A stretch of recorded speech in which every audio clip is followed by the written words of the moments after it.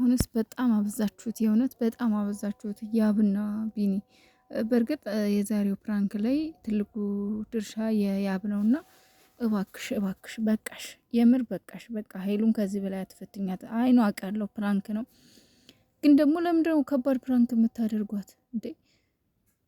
ምንድነው ይሄን ያክል በቃ የሆነ ክርር ድብን የምታደርጉባት? ለምንድን ነው ሄሉ ላይ? አውቃለሁ ሄሉ ለቢኒ ስሜት አላት፣ በጣም እንደምትወደው አውቃለሁ እንጂ ሄሉዬ ለማንም እንደዚህ ቦታ ሰጥታ አታውቅም። በጣም ቆራጥና ጀግና ሴት ናት ሄሉ። ጣጣ የለባትም፣ ችግር የለባትም።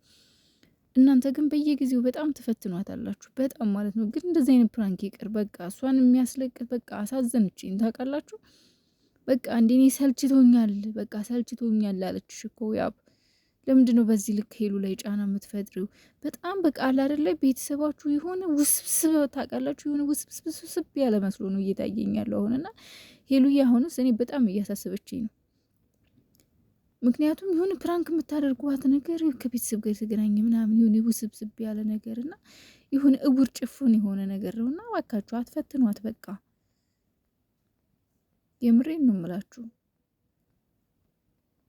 በቃ ሰብስክራይብ ከሆነ ቤተሰብ የሄሉ ቤተሰቦች የሄሉ እህቶች ቢኒ ምናምን 50 ሺህ እናስገባው እንደምንም በቃ ግፉ 50 ሺህ እናስገባው። ግን ከባድ ፕራንክ አታድርጓት እባካችሁ እንዴ። ሄሉ ካንተ ጋር መሆን ያለባት በቃ ቀለል ቀለል ያሉ ፕራንኮችን እንዲሁም ደግሞ ታውቃለህ አይደለ? ካሁን በፊት ያለውን ላይፏን ታውቃለህ።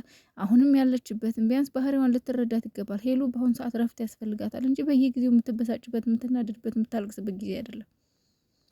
እንደሚያማት ታውቃላችሁ። ስለዚህ ያብ ስርዓት ያዥ በቃ። ጀመርሽን እንግዲህ የምር እስካሁን ትንሽ ታገስ ብለሽ ነበረ። ኡፍ ማርያምን አሳዘነችኝ ታውቃላችሁ።